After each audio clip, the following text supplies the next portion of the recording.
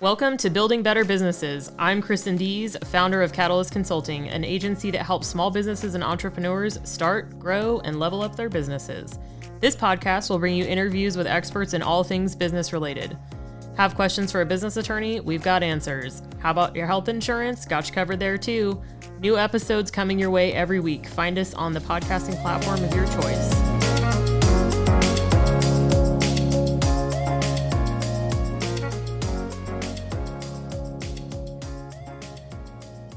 Thanks for joining us on this episode of Building Better Businesses with Catalyst Consulting. My guest today is Seth Donlin, the founder of Awen Coaching and Awen AF, which I think is great. I don't know if that was intentional or not, but a coaching consulting wizard for business owners and entrepreneurs, and a serial entrepreneur yourself, I believe, if I remember correctly. That is true. I've had a few businesses over my career. That's good. That keeps things interesting, I think. Thanks for joining me. I appreciate it. Appreciate you coming on. Well, thanks for having me on, Kristen. I'm glad to be here and enjoying it. Excellent. So tell us a little bit about you as a person. Sure. As a person, I'm a very inquisitive, curious person and a very gregarious, people-focused person. So, my career launched in journalism. I was fascinated with, meeting different people, learning about them. I did a lot of feature piece writing that was sort of along the lines of social anthropology, digging into subcultures or groups of people and finding out what made them tick. And, that eventually launched me in the direction of a career in communications. And now, I am a marketing expert, I guess, if I can say that about myself. And, I help entrepreneurs with their marketing strategy through Awen AF and help. My main focus is on service entrepreneurs in my coaching practice, but helping them to really focus in on who their proper audience is and how do they authentically connect with their audience in such a way that they don't have to hard sell into their audience, but they become first of mind when their audience is ready to pull the trigger and actually buy whatever that entrepreneur's services are. Mm-hmm. No, that's great. I feel like that's one of the primary struggles people have. I feel like is when it comes to the marketing piece of it anyway, is like what am I talking about and who am I talking to and what do they want to even hear from me? Because a lot of times those are all very different things exactly from what you're doing. So, and we as subject matter experts, whatever whether you're a personal trainer or you're a chiropractor or you're a tax professional or something, we have such a deep understanding of our expertise that we lose touch with what it is that actually concerns often we lose touch with what it is that actually concerns our customers, our potential customers. And that's one of the biggest, that's absolutely, you're correct. It's one of the biggest struggles that people have is they, as odd as it may seem, they don't even know what their message should be. Mm-hmm. Yep. No, I definitely have that problem from time to time too. It's really the challenge that it's so hard to be objective about yourself, I think. So it's hard to be like, this is what other people see or what other people need. And for me, there's so many things because I've been doing what I've been doing essentially for 20 years. So I'm like, I forget what other people don't know because things just feel so second nature to me when it comes to talking about HR, leadership, or business operations, like any of that kind of stuff. And it's just like, sometimes I feel like I'm being, I guess, what's the word? Like sharing things that are super obvious, but it's really not. And that's what people really need. So sometimes it's just kind of figuring out things like that. Like you said, like I've functioned at this level for so long that some of the other stuff, which is what I really want to help people with, I forget. And I feel like it's a weird disconnect, like you said, sometimes to be like, oh, this is what other people need. It's not all what I think other people need in my head. So. Right. And it's that idea that you need to meet your potential customer where they are and, attract them through what they believe, even if what they believe isn't necessarily true. So sell them what they want and then give them what they need. In essence, because I find that a lot of, and I'm sure you see this as well, in businesses that you work with and in your own business. I see it in mine where it's very easy to meet somebody, have a conversation with them, and they say, "Oh, I'm having this problem in my business," and because you have a lot of experience, because you've seen it all before, you say, "Oh yeah, okay, I know what the problem is. The problem is X, so you need to do A, B, and C." The problem being that, like, the person you're talking to doesn't realize that the problem is X. The problem is in fact X, but they don't see the underlying problem. They just see the symptoms. And so you try to give them the solution to the problem, and they say, "That's not my problem. My problem is whatever the symptom is." And that's one of the biggest things in marketing is teaching professionals to speak to the symptoms that their potential clients are seeing, even if that's not the real underlying problem that they're eventually going to be solving for them. No, that's great. Yeah, that makes a lot of sense to me too, because it's really when you have like the problem-solving kind of brain, that's usually what you're immediately going to is like the root of the problem. Right. For the most part. I mean, if you're trying to do it right anyway, I feel like is the, what's the root cause, instead of just continuing to like put Band-Aids on a situation or beat your head against the wall in various corners of the building. That's great. I like that.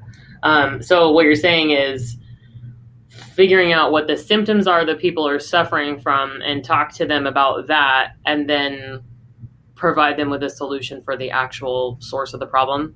Yeah, and if you think about it in the terms of what we're just discussing, in terms of my role as a marketing strategist and a marketing coach, for instance, somebody may come to me and they are their problem is really that they're having they're having income problems. They're not landing enough clients, and they've determined for whatever reason, because they recently heard on a podcast or read in a book somebody talking about the power of marketing to your list.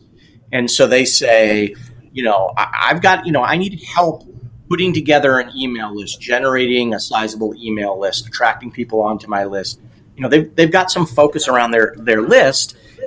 And in fact, the fact, that they don't have a sizable and or robust list is really a symptom of the fact that they don't know how to talk to their potential clients in a way that people want to join their list. So if you come to them with the solution and you say like, okay, well, we need to figure out who your customer is, what you offer, what kind of emotional connection they have to their problem and they have to your potential solution. You talk about all of these things that you need to get clear on in order to craft a solid message. They're going to say to you, "No, I need to hire somebody to help me build a list." And that's, so if you want to capture that customer, you have to market to people that like, hey, is your list not providing you with the income that you want? Are you struggling to build a list? Come to me and I can help you with that.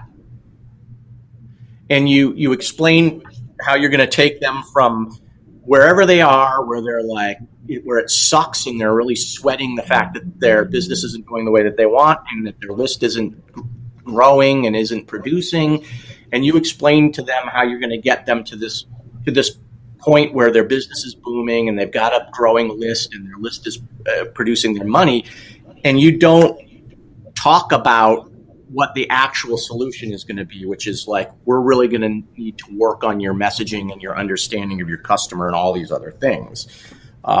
Because they won't hear that. They're not aware of the problem. They're only aware of the symptom. Okay. Yeah. That's great. I love one of my favorite things, by the way, about doing podcasts with geniuses and wizards is that I always learn stuff. I'm like, this is so great. Like, if no one else listens to this, I've learned something. So, So thank you. Yeah, because it really like there's so many situations where I struggle with that myself, and I'm like I consider myself not a marketing expert, but I'm more knowledgeable than the average bear in a lot of ways. So I'm like, oh, it's just these little the frustrating things that it's like, oh man, that's such a helpful way to describe it. I'm like, I can't be the only one that finds this helpful. So, um, where do you think it kind of comes from, like the struggle with effectively communicating the message? Like, is it just that people don't know what they're trying to do, like what Mm-hmm. and how to say it? Yeah, I think that there are, probably three big things. And watch, I'll end up telling you four things, but I'm going to say there's three big things. The first one being what we've already talked about, that many of us that are very knowledgeable about whatever our subject matter is. Again, tax advising or being a lawyer or being a running coach or whatever it is, we've gotten so deep into our expertise, and we know so much of the like latest cutting edge stuff that we're excited to impart to our to our potential clients. And you can't necessarily market that to them because they don't spend all their time geeking out about whatever it is that we geek out about as experts in our field.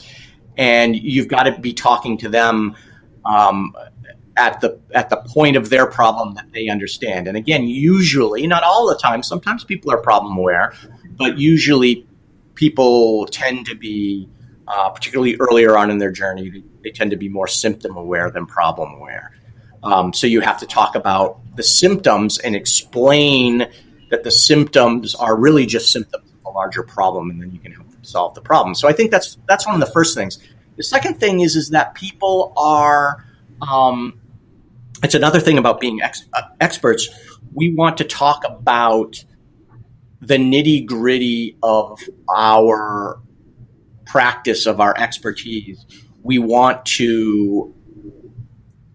We're so knowledgeable about our field, and we are aware that we have so many competitors, and maybe some of our competitors are, earlier in your career, certainly there's plenty of people that have a lot more experience than you. There's people that have degrees from better universities than you, or whatever the case may be. And in your mind, you may be saying, all right, I've got to come out guns blazing and wow people with my knowledge and really, my studies have shown, and based upon this latest thing, and this is why this is the best technique, and here's all the statistics to back it up. And again, the potential client isn't there. The potential client really wants to connect with you, even on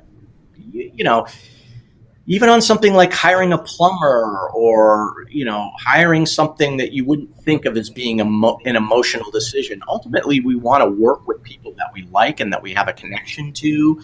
And people make most of their buying decisions, even when we think we're being very rational. We make our buying decisions based predominantly on emotional triggers. And so a lot of entrepreneurs make the mistake of marketing in a more intellectual way, trying to emphasize credentials and, tactics and techniques and proven methods. And when really you need to be connecting with your audience on a more emotional level. You need to be marketing yourself as a brand, as a person, and as a somebody that someone can connect to emotionally. Which leads to the third thing, which is even if you're willing to do that, that becomes really scary.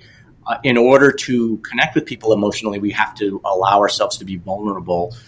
It's our vulnerability, our shared vulnerability as human beings, that allow us to connect on that kind of level.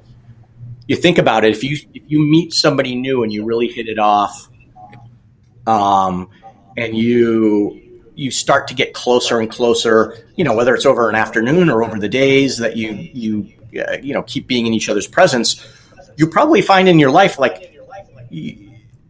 as you get to know and trust the person more and more, you start to bond, usually over kind of vulnerable things, your failures, your fears, things like that.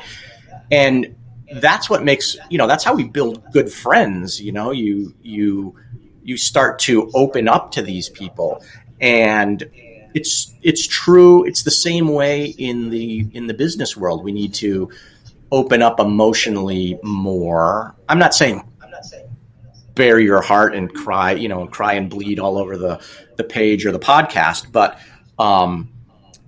we need to be more human and a little more not overly emotional, but a little more emotional to allow people to connect with us.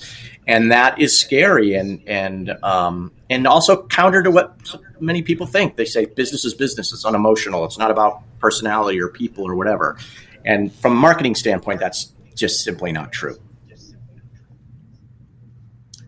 Yeah, that makes sense to me, because I know that even posting, I can actually hear the echo now for you and for me.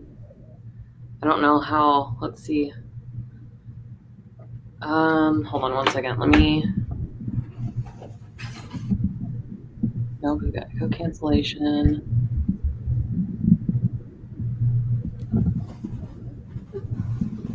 Microphone. Here, I'm going to do some testing. Oh, no, I'm still hearing the echo. I moved my mic way away from my speaker to see if that made any difference. I don't think it's coming from my computer into my microphone. Okay. I think it's just it may just be a weird connection, digital, like sometimes on a phone call you hear an echo. Yeah. Okay. Shit, I had another thought. Oh, yeah. Okay. So I'll start over where I was. My editor can fix this for me. Yeah, I think when it comes to being more open and vulnerable, for me, even just on my personal social media stuff, because I try to post different things from a hey, you can do it, you can get out there standpoint. I do a lot of different activities. I golf, I play tennis, I lift weights, I do spin class, all kinds of stuff. And so the posts where I'm sharing something that was extra tough, I shared one about, it was a picture of me at the gym and a picture of my alarm clock, because I get up at 4:30 in the morning to go lift. And I was good just, for you. Yeah, I wish I had that kind of willpower. I'm not a morning person. Yeah, it's been a long journey. I have not been a morning person for the previous 36 something years of my life. It's been a lot of work. But I think that's part of it, right? Is the whole message that I want people to know is that you can do anything that you want to do. It takes time, it takes effort, it takes dedication. If you want something bad enough, you can get whatever the hell it is. It doesn't matter. You could be an astronaut if you really want to right now. And so it's those kinds of things. And it's hard because I can do that kind of stuff one-on-one. I love having deep, insightful conversations with people. I like getting into the nitty-gritty of feelings in life and experiences. I learned more from the networking that I've done in the last year and a half than I have in all the therapy I've ever had combined, because it's the shared experiences and being able to relate to somebody and learn from their lessons and all of that kind of stuff. As I'm saying this, I'm holy shit, you should have been doing this the whole time. But for example, when I get going about leadership too, I can talk, I am super passionate about leadership, employee engagement, those kinds of things. But anyway, so back to my original point, the sharing those kinds of things, and the caption was super short. It was just the days when it's really hard to get up are the ones that are the most satisfying, because that was how I felt, and that was how I talked myself into getting out of bed, because I really didn't want to. I was man, just sleep in, it's fine. And I was sister, this is not how you get what you want. You cannot be shredded if you don't go to the gym. I mean, maybe you can, but if you don't lift weights. Right. So, so that was the post that I shared. That one got a ton, tons of likes, tons of comments. And a couple of people were I'm so glad you posted this, because I wasn't going to go to the gym today. And I was you're welcome. That's literally why I posted it, is to be hey, you can do shit too. You got to get up and do whatever the thing is. It doesn't have to be that. It can be whatever your version of the gym is. Yeah, absolutely. I mean, that's a great example is this is not somebody I was working with, but a colleague that I was speaking with.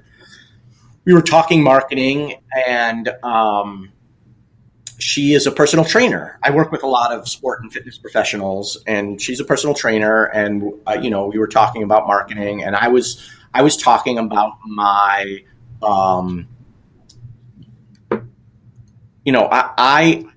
I have a philosophy that we really need to market our failures. Most people think, okay, you market your strengths. You talk about all the awards you've won and like, I can lift 1,000,000 pounds. And, that's what gets me, let's say, a personal training client. The fact that, I lift 1,000,000 pounds. So you should come and train with me because I'll teach you how to lift 1,000,000 pounds too. Right. But in actuality, like it's so often it's actually the opposite. And so, we were having this conversation. She's like, yeah, the other day I had a horrible workout. She was doing one of the big three or something. I can't remember if she was like squatting or if she was deadlifting or whatever she was doing. She just didn't have it that day. You know what I mean? Like just couldn't even get close to like the end of whatever her workout was, and just quit and gave up in the middle and was very emotional about it. And she literally, like dropped down onto the floor, leaning back against the bench and started crying.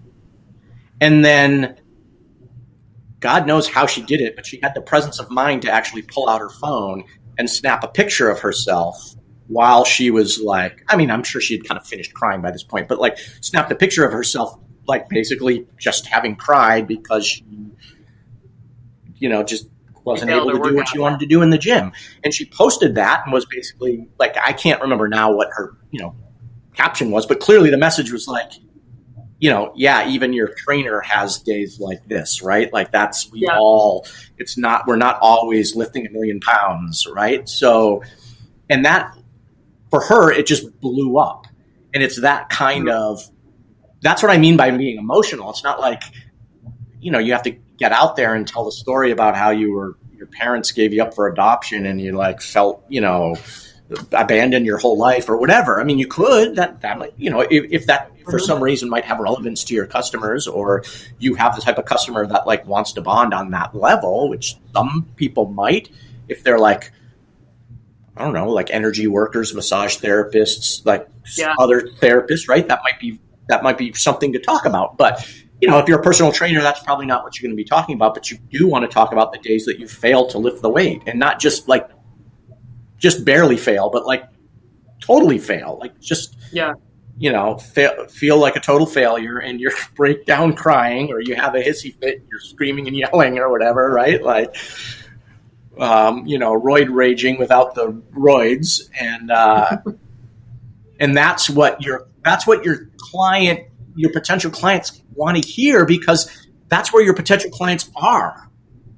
Right? Like they wouldn't be coming to you for training if everything was daisies and they were hitting all their lifts and they were gaining well, right? Like, somebody's not coming to you for tax advice because their taxes are just golden, right? They're coming to you because there's either a mess or they're pretty convinced there will be a mess if they don't get some help. And so you talking about personally having experienced that mess or helped other people through that mess, even if you haven't personally experienced it, right? That's a huge selling point to a lot of customers, because they want to know that you get where they are. They want to know that you're not going to walk in there and they're going to tell you their struggle, and then whether it's a tax professional that's like, well, dummy, why didn't you file the XYZ? Or like a personal trainer that's going to be like, dude, why are you so skinny? Why do you not lift enough? Or, you know what I mean? Nobody wants to be judged. They want to know that you get where they're coming from and the struggles that they're going through, and that they're real struggles. Mm-hmm. Yeah, that's actually one reason. So my coach, she lost 150 pounds and then started powerlifting, and is now trying to do, or she's working on bodybuilding training, but she still has a ton of like extra skin and stuff. So at some point she'll have to have surgery for it to actually be able to compete in bodybuilding, but she's still training for bodybuilding as though she's ready for, you know what I mean? Like, in right. That's great. Physical condition. Yeah. And like, that was one of the things I was like, oh, she actually gets it. It's not one of these Chads at the gym. Sorry if your name is Chad, but, right. who's, just always been yoked. Like, he played sports in high school. He's never been fat. He doesn't understand. And they're just like, eat a bunch of chicken and lift weights and you'll be fine. Right. Like, he gets the deeper struggle of what it's like to be overweight and going to the gym and being intimidated and how hard the food part is and all that kind of stuff. So talking to her is a totally different conversation. She actually does a really good job of, she does a lot of like, this is where I came from. This is where I am now. Lost a ton of weight, got super skinny, wanted to build muscle. Yeah, so I think she does really good. But that was one of the reasons why I connected with her, is like, oh, she's not just another like super buff person who doesn't have metabolism problems or whatever. Right. So, and like from a marketing standpoint, like you can't, obviously you can't say never, and you can't say always. You can't say all, or you can't say none, right? But in general, like, let's say somebody wants help with their social media marketing. They want to, like, get good at Instagram because they, rightly or wrongly, are convinced that getting good at Instagram is going to help their business. Well, they probably don't want to get help from some, like,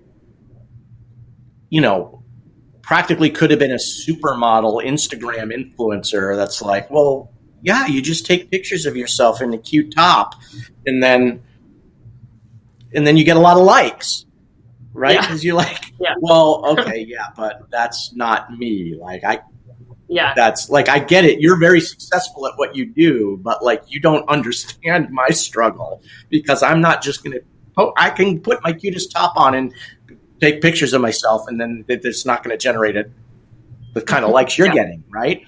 So, the flip side of that is, like, you brought up Chad, and again, apologies to any Chads out there, but not only is there a trainer Chad, but there are client Chads, right? And the client Chad doesn't want to hear your coach's story about, right? Because client Chad can't relate to that, right? But like, client Chad can relate to personal trainer Chad, and that's great. They, so personal trainer Chad should tell his story about always being yoked, but like, he's got struggles too. Like, he's got struggles that it's like, well, I'm always eating chicken, but my friends are eating pizza or something, or I don't know, right? Like, like, I'm a great looking guy, so all the guys and ladies want to party with me, but I can't party as hard because I got to wake up and lift, or I don't know. But like, then other people that are in that same space, they get it, and then so they're like, all right, let's work together. You get where I'm at. Yeah, because I mean, like you said, there's still sacrifice. Like, I have a buddy who is super yoked, as I said, throwback to the 90s, but it takes dedication. So diesel.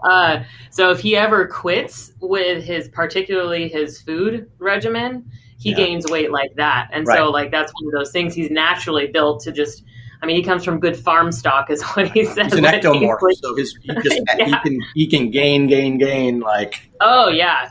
But so he has to be super diligent, otherwise he gets a little extra chubby around the middle. But like, no, that's his thing. But that's one of those things. So it'd be like, client Chad would be like, oh yeah, bro, like, I have to give up my pizza. God, it's rough. And beer. Oh my God.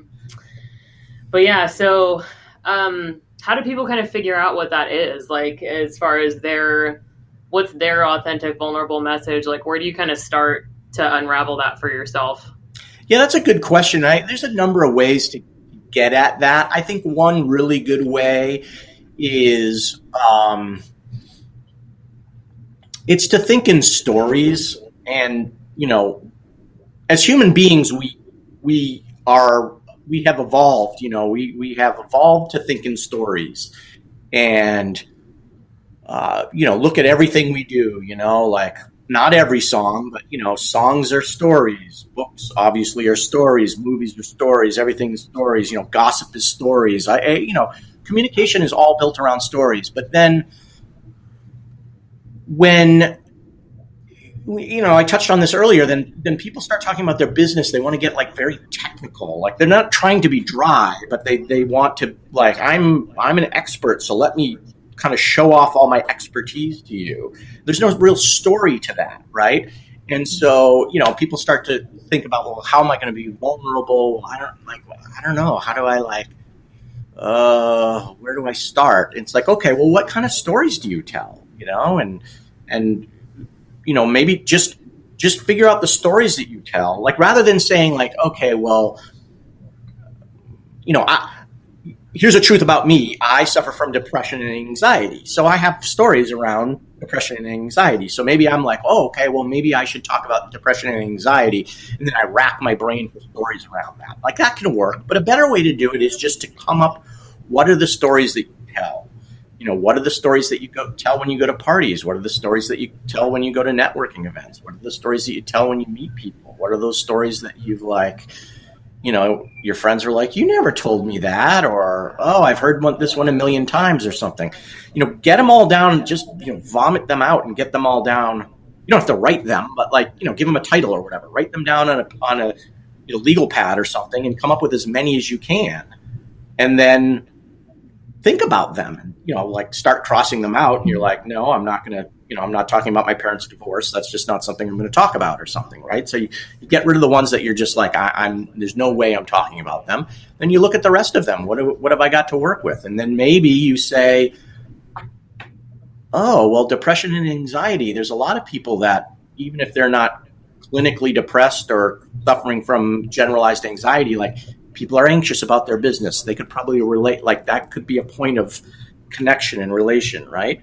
Or maybe it's something else. Maybe it's not the depression and the anxiety. Maybe it's, man, I have a lot of stories about competing in Spartans and Tough Mudders and going to the gym and doing kettlebell swings and stuff. So maybe I'll talk about competition related things and sports related things. There's a lot of people that can relate to that. Maybe my market is sports, like mine is. A large part of my market, sports and fitness people. But maybe it's just, entrepreneurs are competitive. A lot of them were former athletes or still are athletes. Like, okay, maybe there's something I can work with there.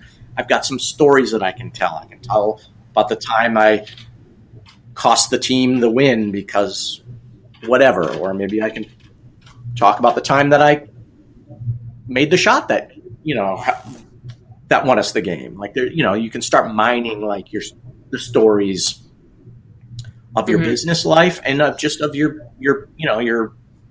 life as a whole. And that can be a really effective way to do it, because ultimately when you're, a great way, people connect really well through stories. And again, to go back to that discussion, you start making friends with somebody stuck in an airport in a long layover, and you start chatting with somebody at the bar or whatever. And, it's not like, there's no agenda that's not going anywhere. You're not trying to pick each other up. You're just like passing the time, and you really hit it off, and you start telling stories about each other's kids and about work. And you find out that whatever, had some similarities from high school, and you laugh about things, and you swap stories back and forth.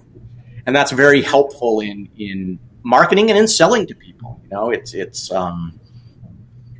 those stories form a real shorthand. They allow people to really see themselves in the thing that you're talking about. So I have a client who is a sports psychologist. He works with high school aged girls who are very competitive athletes that are looking to go, like scholarship to D1 schools and stuff like that. So, she's talking about a lot of fear of failure, about having confidence in oneself, in resilience when there's setbacks and stuff. So she can tell a story about each one of those things rather than talking about the science behind this or the statistics of X number of young women or blah, blah, blah. Tell a story about somebody who let fear get in their way or overcame their fear. Tell a story about, a young woman being resilient or lacking resilience, and the lack of resilience holding her back. And then, her actual paying clients are the parents. So then the parent can hear that story and say, oh my God, that's my daughter. Like that happened to her. You could have been telling her story.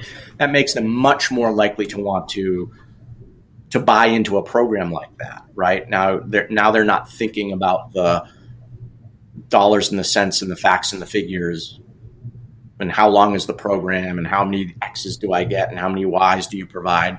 they're thinking about that emotional story. They're seeing their daughter in it, and they're hearing like, oh, and I can help. And then they want to buy. They want to enroll and they want to enroll their daughter in that program and get their daughter that help.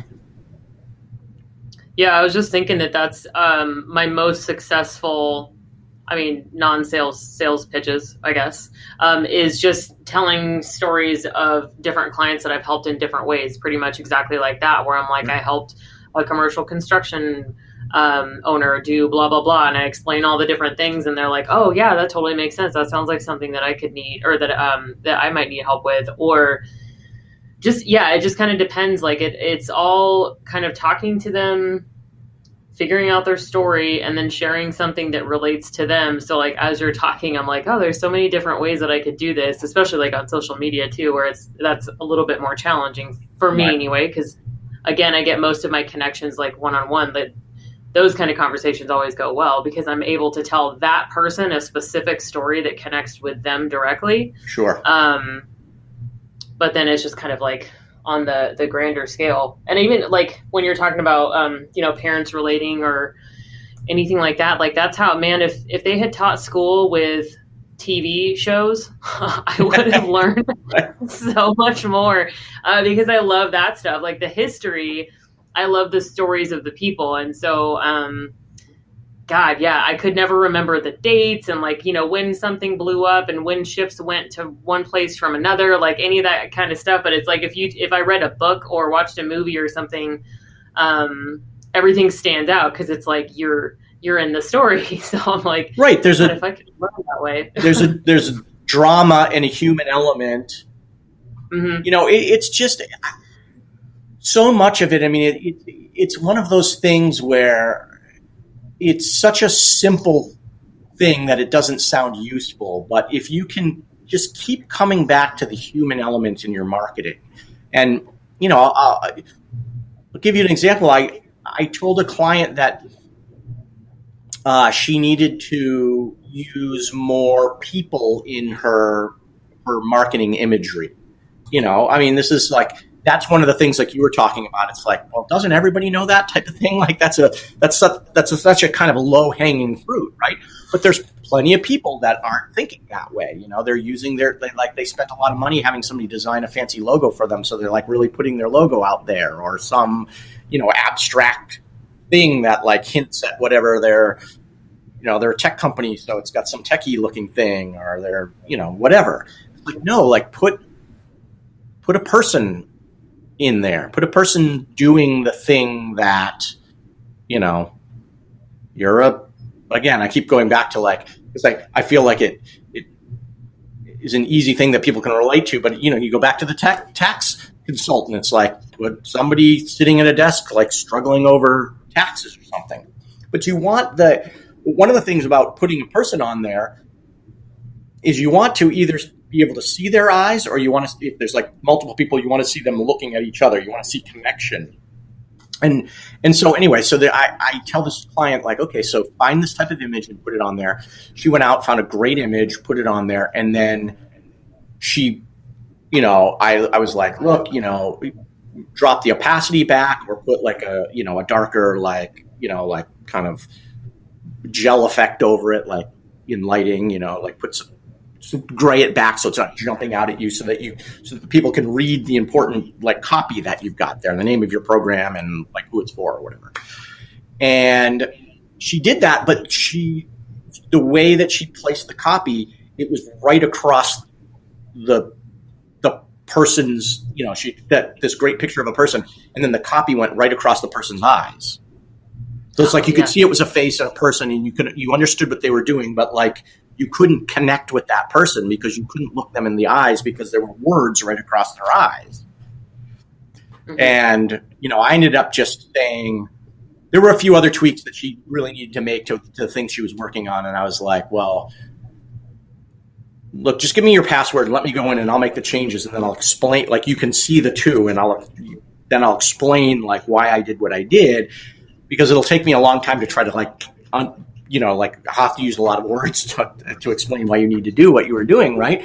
But like something that simple makes a huge difference. It's like, look, you need to be able to see the person's eyes that's what you want to be connecting to in the image.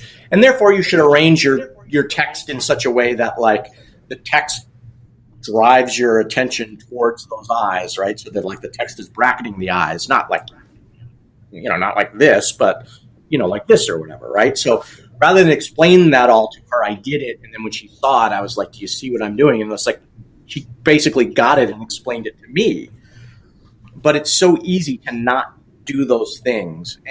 And what it boils down to is, so often we're not thinking about the human connection.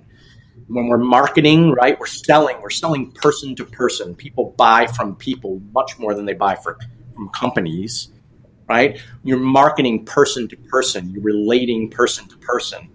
And, even if your image, even if your product is a toaster or something, you need to add that human element into it and be thinking in those terms. Not every piece of collateral material you produce is going to be an image of a person. You need to have an image of your toaster or the image of the airbags in the car that you're selling or whatever. But you need to always have in mind, like, how does this relate on a human level? Like, where's the humanity in this? And that will make your to get back to the question you asked a while ago, like, how do you pick the thing to be vulnerable about? How what do you talk about? What do you, what things are you going to reach out to your client about? Well, what's freaking your client out? Oh no, the IRS is going to audit me and I'm going to owe a bunch of taxes that I don't have the money to pay. Oh no, my daughter's not going to get the scholarship to college and I'm going to have to pay or she's going to have to go into huge debt, or I'm going to have to pay. And that means we're going to have to sell the, vacation home or, whatever. I mean, everybody's got some human worry, and that's what you need to be talking to them about. Yeah. No, it's great. Cause it's so funny too, cause you're talking about the like website and stuff too. Cause I have a client that, it's a real estate brokerage. And so the whole, like, we're doing this huge, like, video campaign because on the website, I'm like, we need to have you guys. Like, no one gives a shit about your real estate website. It looks the same as everything else. It looks, right. It has houses and a mortgage calculator and how much is my home worth and a way for them to look up houses. But I'm like, the thing that, especially with real estate agents and like you said, like fitness trainers, anybody that's in that like service-based space in particular, you have to have that piece. And so I was like, so I can do it for them. I just can't do it for me. Like, this is, because that's what we're doing. We're in this whole like, and customer testimonials, but we're also being real and funny and swearing and nice. We have like blooper reels and stuff. It's like, we even do it with the listing videos and stuff. So they'll do a listing video. And then at the end of it, we have the blooper reel from all this. It's hilarious. I mean, maybe it's funny to me because I know them, but it's like nobody's doing that, right? Because to your whole point, it's like being vulnerable. So like, hey, I got it for them. I just have to figure it out for me now, Seth. Like, right? I am by far my worst client, so I'm no judgment. Oh there. Yeah, I'm terrible at taking my own advice, but but that it made me think of a good example to like kind of share with people, like something like that where the industry is the way that it is, and a lot of people do things the same way because it's the way that it's always been done. But we're adding this like super raw, authentic version of us where it's like, hey, we're people, and this is what we do, and these are our clients, and our clients drink beer and swear and like make inappropriate jokes about smoking weed on camera. It's just like, that's the people who want to work with them are going to work with them because like that's what the website's going to be. It's all focused on them, their clients, their the unique style of each person shows up in everybody's individual videos and stuff. So like that's the stuff that's going to be like, hey, if I stumble across this website, I can look up MLS listings, but also these people are kind of funny. Like I kind of want to hang out with them, Well, and you're gonna exactly. And like if anybody who's bought a house or sold a house or whatever, you're gonna have to deal with your realtor a lot. You might as well be somebody that you actually enjoy those exchanges with, that you enjoy the time that you have to spend together or the time on the phone that you're going to have to spend with them. And again, that's it. It's like, here's the thing. yes, let's use personal trainers as an example again. There are some personal trainers that are better than other personal trainers, of course, just like anything else. Some barbers that are better than other barbers. But by and large, there's not a huge difference between personal trainers. You know what I mean? Like, particularly for like the vast majority of people who are just basically looking to like get, like stay fit or get fit or lose that 20 pounds or the 30 pounds, right? Like, there's not like, you could probably just randomly pick any of them. You walk into a gym and they have like 6 personal trainers on staff. You could probably randomly pick one of the 6, and that person would do an okay job for you. But now, who are you really going to enjoy working with, right? And that's what is going to differentiate all of those 6 trainers. They're each going to have slightly different methodologies. Maybe one's really into kettlebells and the other one's really into plyometrics and whatever.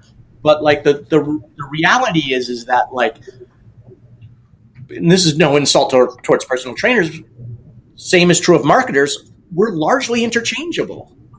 But like, who do you really want? Who are you going to enjoy doing business with, and who have you established like some kind of personal connection with? And to add a piece to an answer to a question you asked me a long time ago, which is like what stops people from getting their message out the way that they should, or something like that, or or figuring out what their proper message is. One of a huge mistake that like almost most people, almost all people make is just chasing too much business. You're like, well, I've got a new restaurant. A lot of restaurants fail. I'm freaked out about failing. And if I open up an Italian food restaurant, then like if somebody wants sushi or like Chinese food or steak and potatoes, they're not going to come to my Italian restaurant. And if I open up a Chinese restaurant, it's the same. So I'll just open up a food restaurant. And you're like, well, great. Oh, cool. You opened up a restaurant. What do you serve? Food. What kind of food? Yeah, just food, man. I serve all kinds of food. Anybody that likes food, they can come in and I serve them food. And so many business owners do that same thing. You're like, well, I'm a personal trainer. Well, who do you work with? Anybody that wants to like get fit. Well, I don't know. Do you work with like mostly men? I don't care. Any. Well, like really athletic people or like elderly, but anyone. I don't care. An elderly person, a high school kid. It's like, no, you can't. That's a food restaurant. You can't have a food restaurant. You have to have, an Italian food restaurant. And the reality is there are so many people out there that want Italian food that Italian food restaurants can survive. And there's so many people out there that want Chinese food restaurants that Chinese food restaurants can survive. And there's so many people out there that want realtors that drink beer and swear and make jokes about marijuana that a realtor, a realty group like that can survive. The reality is that 90% of the market is not going to want to do business with them, but 10% of the market is still so huge that they can easily get by. So like, don't try to be attractive to everybody out there. You'll get nowhere. Got to figure out who your little slice is that you're going to market to.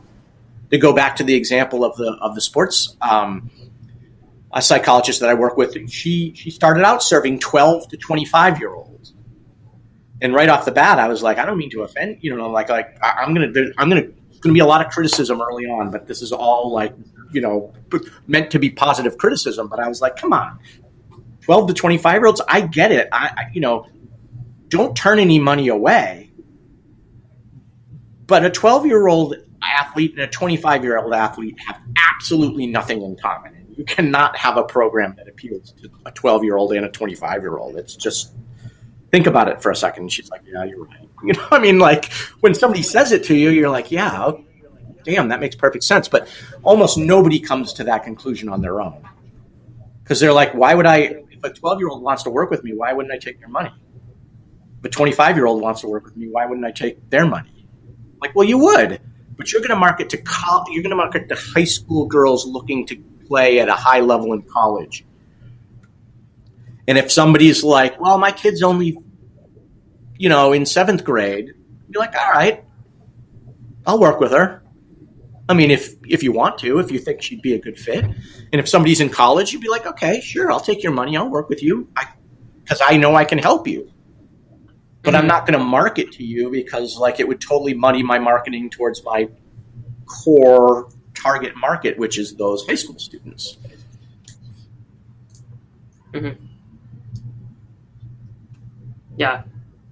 I think that's the scary thing for a lot of people. I mean, myself included, when it comes to like the concept of a niche, is like, that doesn't mean that you can never help anyone outside of the niche. It just means that that's kind of who your go-to is. Yeah, I work with people outside me all the time, but I don't advertise that I do. I mean, like obviously, I just said that I did it, so I'm advertising that I did it, but that I do it. But like, if somebody asks me what I do and I start telling them about all the, I work primarily with health, sports, and fitness professionals, and this is what I do for them, and they're like, oh man, I really need somebody to help me with that. I have XYZ business, and you're like, all right, well, let's talk. I mean, let's have a conversation. If at the end of the conversation, like you think it feels good and you feel like I could help you and I feel like, yeah, I could help you, then let's do it. Yeah. But I'm not, but if that person is I don't know, like a restaurant consultant or something, I help people design restaurants. I'm not going to then like start running YouTube ads for restaurant. Like I help restaurant consultants. That would make no sense for me. That would be a total waste of my money. Mm-hmm. Yeah, I get that. What do you think when it comes to social media? What do people make the most mistakes with as far as like their messaging and stuff? In terms of their messaging, I would say the biggest mistake that people make in social media, well, I'll say there's two. The first mistake, and so many people make this mistake, is they get stingy with their information. They feel like I want you to pay me for that information, so I'm not going to give it away to you on social media. Whereas generally, and again, you can never say always and never, and generally the exact opposite happens. If you give away a bunch of stuff for free, I mean, you're giving like tiny tidbits away for free. You're not giving the whole program away, all at once. You might give your whole program away over the course of a year, a little tiny tidbit at a time. But the reality is nobody's going to go and assemble all of those social media posts and have your whole program. But over the time, they're going to get, like some of your information that you've given out for free, and they're going to say, well, if this is what you get for free, imagine what you would get if you paid. And then they will come and they will pay you for your expertise. If you get too cutesy about like, I'll only give you half the answer, a lot of times, the people that are on the ball enough to understand what you're doing get pissed. They're like, come on, man, like, you're going to like tease me with half the answer and now I got to go pay you for the other half the answer. That's just kind of, I don't know about you, that frustrates the hell out of me. Particularly when I know it's not like, they're not giving me the secret to making $1 million. They're giving me the secret to having, a slightly better profile photo on my social media or whatever, but they don't want to give me the whole answer because you got to pay me for that. That's in my program. That's part of my program. It's like, whatever. It's one tiny part of your program. So I think that's the first thing. The second thing is just not being, not being vulnerable enough, not being authentic enough, not having fun and taking risks with it. Don't be risk averse. Go out there, try new things, be willing to fail. If you're doing social media right, you're posting frequently. It's not like you have to post every day, but you're going to post a lot of times over the course of the year. If a few of them are stinkers, even if you've got 2 or 3 stinkers a month, like that's just noise in the larger body of work that you're putting out. So play around with it. Be willing to step outside the norm of what you see everybody else doing, because the worst thing you can do in a sense. Like, obviously you want to look at what's working and try to learn from that and copy that to an extent. But the worst thing you can do is like go and find like the 2 or 3 like biggest influences in your space and then just do exactly what they're doing. Because it's, it's not going to be authentic. You're going to be in a way almost like building their brand. So I don't know about you. I see it all the time, right? Like it's like somebody big in my space. I see their stuff all the time. Maybe I follow them. I mean, I have coaches, right? I'm a coach and I have coaches that I work with, right? So it's like maybe I'm clearly following my coaches and I see my coach and he's got a certain look. And then all of a sudden I see, I start getting ads from somebody else in the space and it's like a direct knockoff of my coach's stuff or something. And it's like, oh yeah, you're just copying him. You've just made me think of him. That's not what you want. You don't want to be making your potential customers think of somebody else. It's like, oh, that comedian? He's a lot like Eddie Murphy. Well, that sucks for that comedian. Like, you don't want to be a lot like Eddie Murphy. You want to be your own thing, right? Because why not just go hire Eddie Murphy then? Yeah. No, that's great. I think there's some of that too, like when there's the like trends that come up and then people start getting FOMO and they go, oh, it's cool to swear in my videos and swear in all my social media now. So then there was like, I feel like there was a rash of that for like maybe like a year and a half ago, where it was like the whole authentic messaging thing started coming out, but it was like, it's cool to swear. So then people who don't normally swear in everyday conversation are trying to drop F-bombs like in every sentence. I'm like, why are you doing this? Like, it sounds so weird and it's not genuine. And quite frankly, it doesn't actually happen like that.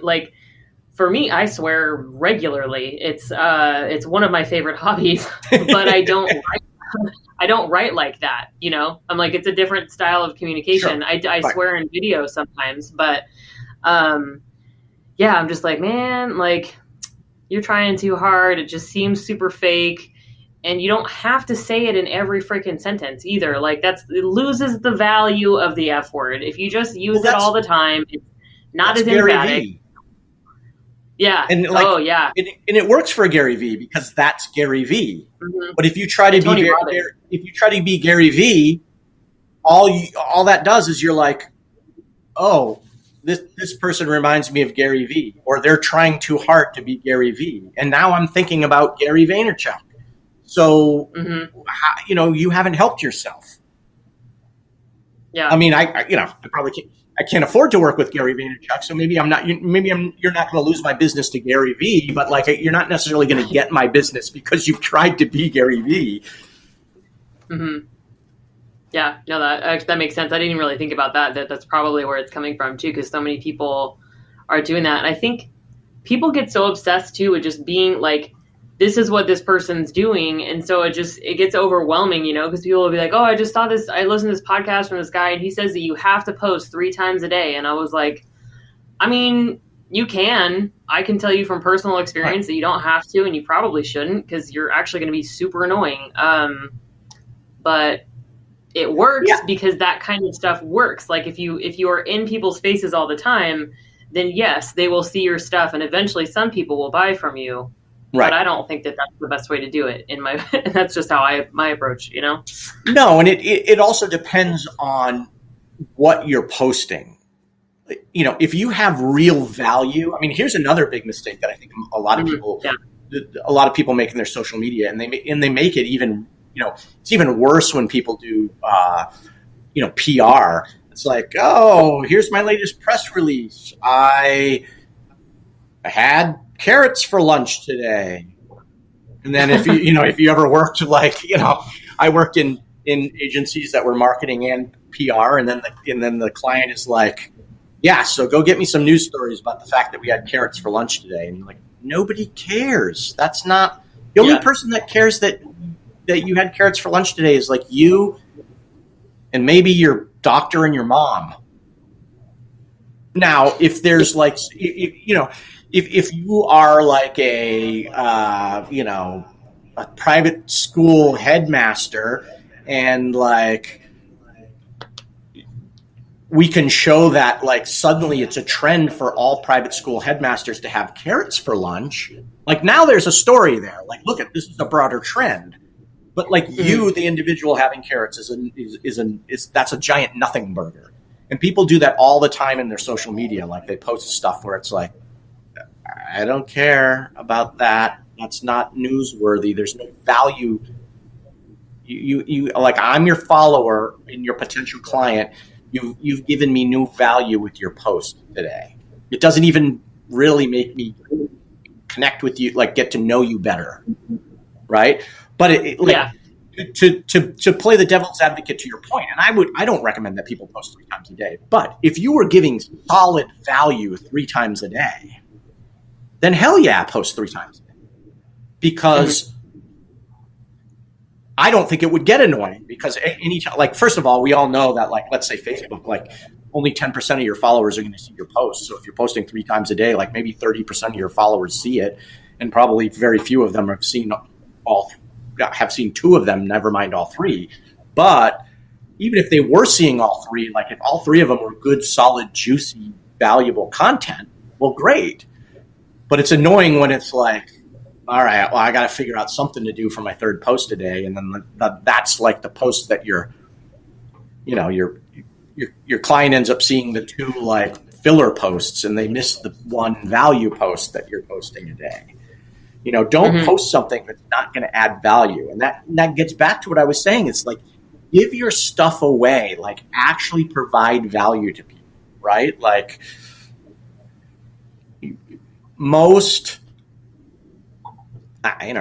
but like many and probably most really successful business people, whether they're a restaurateur giving away a amuse bouche before the like appetizer course even comes out, or it's just like, it's the people that give you a little bit extra. Like to the restaurant analogy, hey, you guys, you were great customers. Here's a free dessert or something like that, right? It's like when people give you something, you really like them and you want to give them back something. Mm-hmm. And maybe what I can give you back is my business. You've given me free tips that have really helped me, but I'm still in the market for more help. So hell, why? I'm going to give you my business, not that other person that kept telling me to the second part of the answer, come pay me for it. Mm-hmm. So in your social media, be entertaining, connect with people, but like all of that, there should be some there should be value to that. There should be a value to that connection. There should be a value to that. You're not being vulnerable for the sake of just being vulnerable. If I'm talking about my struggles with depression and anxiety, it's because I'm hoping, because I've learned lessons, I've learned how to be better, how to like work through the depression and the anxiety. I've learned that I can still be successful and stuff like, so, hey, if you're feeling these things too, you can do it. Here are some tips for you. Here's some ways that you can work with this, right? I can be vulnerable and add value at the same time. And now you probably, some people are going to be like, oh, even though you're Gen X, you're like a millennial, weepy, emotional person or something. But other people are going to be like, hey, I totally get it. Like, I've been there, or my sister or brother was there, or whatever. Like, I appreciate you speaking out about those things. Those are important things to speak out about. And those were very valuable lessons that you taught. And so, there's a feeling of closeness and appreciation. There's a feeling of, oh, you've actually helped me. You've given me value. Clearly, you know what you're talking about. You've demonstrated that you actually can provide value as a coach, right? Like, there's a lot of reasons to be doing that. And so, just make sure your posts are there's got to be value in it. And it's got to be real value, like a lot of personal trainers will think they're providing value and they're like, here's the way to properly do a deadlift.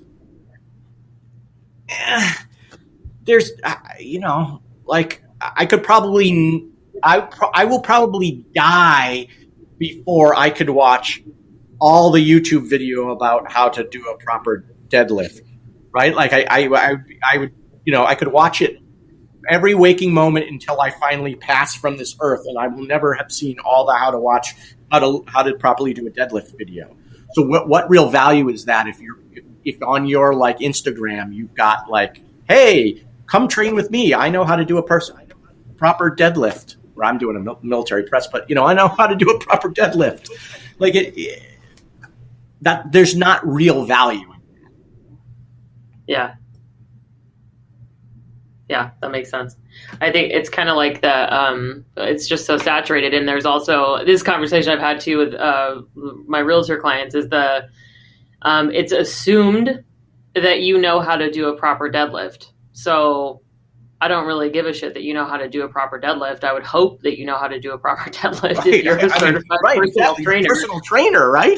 Yeah, for the love of God. Yeah, and I get like there's, some people look that, like I've Googled, because my coach made me a list of stuff, and I was like, what the hell is this? And I'm like, sure. Oh, that's what a Romanian deadlift is. I'm like, I've Googled plenty of different lifts and stuff like that before, but I'm not looking at all of, like you said, the endless amount of instructional videos on YouTube of how to do that. And that's not going to sell me on, I'm not going to be like, oh, this guy was breathing really heavy because he was doing it while he was showing. It was really weird. Anyway. It's like everyone expects that. Like do something. You make a very different. Good point. There is value in that for that very, okay, what is a Bulgarian split squat? Oh, yeah. Well, luckily somebody's posted a video about that. There's value in that. There's little value in trying to sell your expertise as a trainer, right? You're happy to have found that video, but then you didn't probably say, well, I want to train with this person. Even if you were in the market for a trainer, you didn't just then like do a bunch of research to find out like, is he or she in my area, or do they do virtual? Can I get with this person? No, like you were like, oh, great, thanks. Now I know how to do this lift. And so many people do, I'm just using that as an example, but I mean, it's true of so many things, so many professions where they end up showing you some piece of the puzzle that like really doesn't add much value. And they think it's value added. It's particularly strong in my target area. I mean, personal trainers, running coaches, so on and so forth, and they get all into like their own bodies, rightfully so. I mean, some of them look absolutely, many of them look like they came down from Olympus or something like that. But it's like, I'm sorry, like, I appreciate the close-in zoom of you doing like mule kicks in your yoga pants, but they don't make me want to hire you as a professional. Like, they don't make me not want to hire you as a professional. I'm not saying they make me think less of you, but like, I'm not watching that video for learning how to do the exercise reasons, right? Like, that's just, look at how pretty I am, look at how handsome I am. And that's not why people want to hire you. And in that, in that like fitness arena, it's pretty and handsome, but like, many professions have a similar thing. Yeah. It's cool that you won a bunch of awards for your copywriting, but I don't know that is your copywriting, are you writing in my industry? Like, are you priced in my range? Like, maybe, like, probably, like, the more I hear about all the awards you won, the more I probably think I can't afford you. Obviously you don't want to not crow about your award, but like, if your posts are all about your wins and just how incredible you are, you're really not doing yourself much of a you're actually doing yourself a disservice, because you're not, you're not, I mean, that's not a way to connect with people. You should definitely say it, but that should not be that's not the meat of your marketing plate. That's like the garnish, right? And the meat has to be the value. The meat has to be you talking about the problems way more than the solutions. You know, we get it. You're struggling with this. We get it. You're, you know, you've bought a zillion programs and you'd hired a bunch of people to help you with your website, and your website is still not doing X, Y, and Z, and you know, and you're in, you know, whatever it is that your client is sweating. We get that this is a problem, and we have a methodology to you know, solve that problem. You know, send us an email, get on the phone with one of our representatives, whatever, right? Like, we understand what you're going through, call us. That's honestly a lot more helpful. And there's a lot more, in many ways, there's a lot more value in that to a customer, for you to clearly identify what their problem is and make them understand that they're not alone, that it's not something that they did, that it's a very common thing, and that it's a very easy thing to fix. They don't have to continue to sweat about it, that they can just get in touch with you and you will get them hooked up. There's real value there. In just identifying the problem. Mm-hmm. I like that. Talking about the problem, not the solution. I wrote that down too. I was like, oh, that's good. Seth is good. Yeah. I mean, it's a big one. Yeah. So before we head out of here, a couple other questions for you. So as an entrepreneur and business owner yourself, what advice would you give other business owners about running theirs?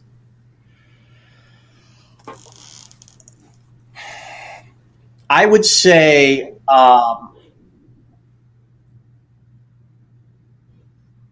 you know, this is, everybody has a different tolerance for risk, right? And we all have different depths of pocket. You know, some people have a bigger runway than other people. But in general, you know, go big, don't be risk averse, you know, be willing to take risks. I have something that I try to teach to my clients, and that is, you know, not even don't feel failure, but pursue failure, which seems kind of strange, it doesn't seem kind of strange. It seems very, very strange. Why would I pursue failure? But the reality is, anybody that's been in business any length of time, or knows anybody that's been in business, you know, business is a constant series of small failures, and then, you know, recalibrating and readjusting and overcoming those failures, right? Successful businesses are businesses that were resilient, that were able to overcome the failures that some other business was not able to overcome. And the reality is that one of the biggest ways to hold yourself back in growth, whether that be marketing growth or, like, you know, market share growth or whatever the case may be, is in being scared to take the risks that might lead to failure. So if you're worried that something might lead to failure, you know, if it's a failure that's going to put you out of business, this is not what I'm talking about. But, you know, smaller failures. If you're like, oh, well, what if this ad campaign flops? Well, you can either, like, be petrified that it might flop and then run no ad campaign, or you could run a really safe ad campaign that's just kind of meh and doesn't do much for you, or you can just go for it. You'd be like, what if it fails? Oh, okay. There's a possibility of failure. Let's go for it. Right? And then good chance that it doesn't fail. But if it does fail, that's fantastic. You've gone for it. You've gotten the failure out of the way quickly. You can learn from that. You can recalibrate, and you can move on to the next thing. And you're not paralyzed by that fear of failure. And you're not playing in that meh space of, like, not taking any risks.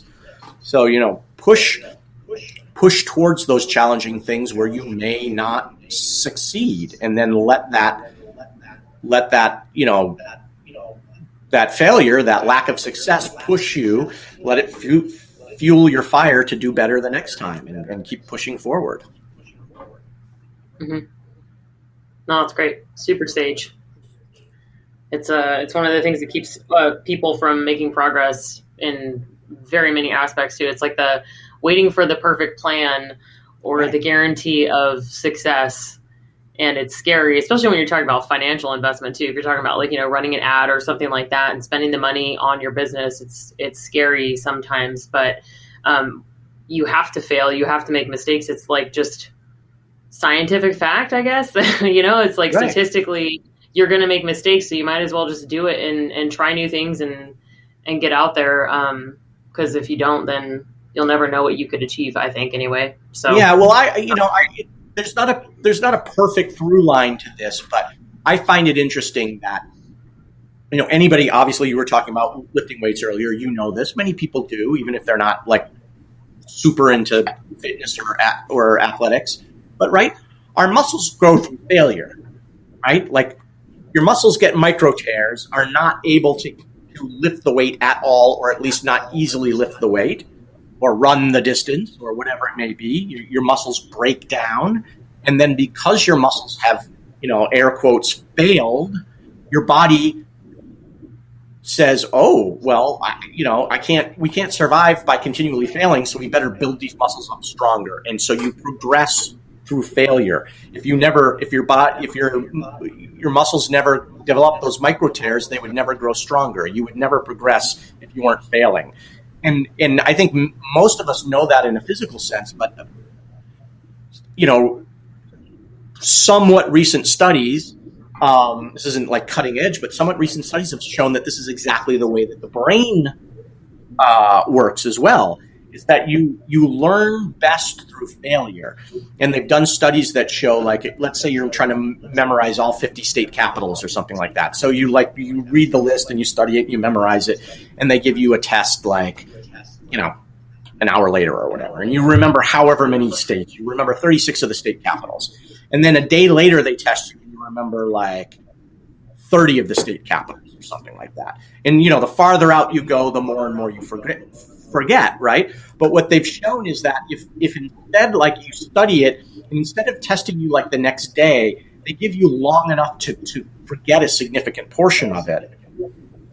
That if they test you then and you fail to remember those things, and then they give you the list again and you restudy it, you actually will do better further on down the optimal time to study is once you've forgotten the material. You study something, you give yourself long enough to forget it, and then you study it again. And each time that time period gets longer and longer because you remember it better and better each time you study it. So first it's a few days, and then it's like 5 days, and then it's a week, and then it's like 10 days and 2 weeks, and so on and so forth. But when the mind fails to recall a piece of information, it lays down way more neural connections to that piece of information because of the failure, because it's essentially saying to itself, I guess it was important for us to remember it because we were asked to recall it and we didn't, so we better, chances are we'll get asked to recall it again, so we better lay down a bunch of neural connections so we don't forget it next time. Mm-hmm. Whereas if you remember it, your brain will lay down neural connections because they're like, oh, we got asked to recall that information, so I guess it's important. But because you didn't fail at it, the brain doesn't essentially freak out and say, we better really concentrate on this. And so anyway, that was, a long geeky explanation of how the brain learns. But the fact is the body grows that way, the mind grows that way. So, that's the way that business should grow. We pursue failure, and through our failure, we actually grow and get better as a business or as a business person, as an entrepreneur. No, I like that. Pursue failure. Yeah. It's good. I don't know if that's the episode title, but it's on the roster. It's an option. Right. It's a good one. Pursue failure and perfect. Hope not to catch it. Hope to catch success while you're pursuing failure. Yeah, see, that's the episode titles are tough. So how do people get in touch with you? What are you, where are you at? How do we internet stalk you? All that stuff. Yeah, well, you can internet stalk me at, you can go to my website, Awen, Awen, coaching.com, or you can go to awenaf.com. Or, I'm on most of the social platforms, but my preferred platform is LinkedIn. So I'm, Seth Donlin at LinkedIn. Okay. And I'll put all the links and everything in show notes and whatnot too for everybody. So, perfect. Okay. Well, anything else to add before we wrap up? I want to come up with something really pithy, but I'm blanking. No, just go again. Go out there and experiment and have fun with it. Look at as entrepreneurs, we're going to spend a lot of time working in our business, so we might as well not be scared of it. We might as well have fun with it, and that's not to say that we just screw it, who cares? I'll do X, I'll do Y. No, clearly you're gonna make well thought out, take well thought out risks, and but you can go out there and have blooper reels on your realty website, and people will actually really appreciate that. More and more so. When there was one realtor in town, you just went to that one realtor. Now there's a zillion realtors. How do you decide on who you want to be? And if somebody can brighten your day with a little funniness, a little authenticity, then as far as I'm concerned, that's who I'm going to choose. Mm-hmm. I know there's a coach that I hired. I mean, he's a great coach. He's one of my favorite coaches, but he didn't sell me because of this. But I wouldn't have gone to his website to find out about him if I didn't see his ad. And his ad had him dressed in like a late 80s, early mid 90s tracksuit. Clearly he did not know how to break dance, but he was pretending that he did. He had a piece of cardboard down, and he was fake kind of break dancing. It was and this was an ad for a presentation, somebody to teach you how to present on the stage. It had nothing to do with breakdancing. It was hilarious, and it was he was not trying to be cool. He was trying to look like a fool, and it was cute and endearing and really human and interesting and funny. And so I went to his website and checked him out and was blown away by his passion and by his expertise and by his accomplishments and the ease at which he communicated. And he's got my money in his pocket now, so I don't think I'm the only one that reacts that way. Have a little fun with your potential clients. Mm-hmm. No, it's great. It's good. Cool. Well, thank you so much for hanging out with me. I greatly enjoyed our conversation, and I learned a lot, so I'm excited for other people. But yeah, thank you.